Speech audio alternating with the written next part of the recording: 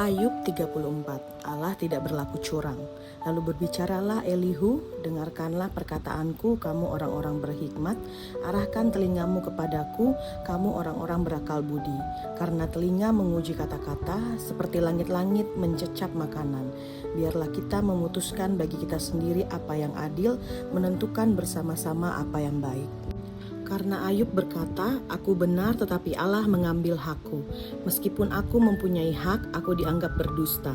Sekalipun aku tidak melakukan pelanggaran, lukaku tidak dapat sembuh. Siapakah seperti Ayub yang mereguk hujatan seperti air, yang pergi bersekutu dengan orang-orang yang melakukan kejahatan dan bergaul dengan orang-orang fasik, karena ia telah berkata tidak berguna bagi manusia kalau ia berusaha diperkenan Allah. Oleh sebab itu kamu orang-orang yang berakal budi, dengarkanlah aku. Tidak mungkin Allah melakukan kefasikan dan yang maha kuasa berbuat curang. Sebaliknya ia mengganjar manusia sesuai dengan perbuatannya dan memperlakukan setiap orang sesuai dengan kelakuannya. Sungguh Allah tidak berlaku curang, yang maha kuasa tidak membengkokkan keadilan. Siapa mempercayakan bumi kepadanya? Siapa membebankan seluruh dunia kepadanya? Jika ia berniat dalam hatinya menarik kembali rohnya dan napasnya, maka segala yang hidup binasa bersama-sama dan manusia kembali kepada debu. Jika engkau berakal budi, dengarkanlah ini. Pasanglah telinga kepada ucapanku. Dapatkah pembenci keadilan memegang kekuasaan? Dan apakah engkau mau mempersalahkan dia yang adil dan perkasa? Dia yang berfirman kepada raja, hai orang durjana, kepada para bangsawan, hai orang fasik. Dia yang tidak berpihak pada para pembesar, dan tidak mengutamakan orang terkemuka daripada orang kecil, karena mereka sekalian adalah buatan tangannya. Dalam sekejap mata mereka mati, ya pada tengah malam orang dikejutkan dan binasa. Mereka yang perkasa dilenyapkan bukan oleh tangan manusia. Karena matanya mengawasi jalan manusia dan ia melihat segala langkahnya. Tak ada kegelapan ataupun kelam pekat, di mana orang yang melakukan kejahatan dapat bersembunyi. Karena ia tidak menentukan waktu atas manusia untuk datang dan menghadap Allah supaya diadili.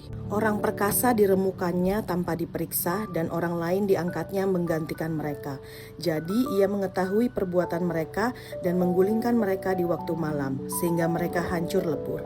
Mereka ditamparnya karena kefasikan mereka dengan melihat orang banyak, karena mereka meninggalkannya dan tidak mengindahkan satupun dari jalan-jalannya. Sehingga mereka menyebabkan jeritan orang miskin naik ke hadapannya, dan ia mendengar jeritan orang sengsara.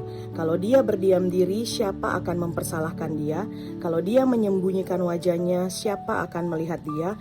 Ia mengatasi suatu bangsa maupun orang per orang, supaya orang fasik tidak merajalela dan menjadi jerat bagi orang banyak. Namun kalau seseorang berkata kepada Allah, aku telah menyombongkan diri tetapi aku tidak akan berbuat jahat lagi, apa yang tidak terlihat olehku, ajarkanlah kepadaku. Jika aku telah berbuat curang, aku tidak akan melakukannya lagi. Apakah Allah harus melakukan pembalasan seperti pendapatmu karena engkau menolak? Jadi engkaulah yang harus memutuskan, bukan aku. Katakanlah apa yang engkau tahu. Orang yang berakal budi berkata kepadaku, begitu juga orang berhikmat yang mendengarkan aku. Ayub berbicara tanpa pengetahuan dan perkataannya tidak mengandung arti. Kiranya Ayub diuji terus-menerus karena ia menjawab seperti orang jahat. Karena ia menambahkan pelanggaran pada dosanya, ia mengepalkan tangan di antara kami dan banyak bicara terhadap Allah. Amin.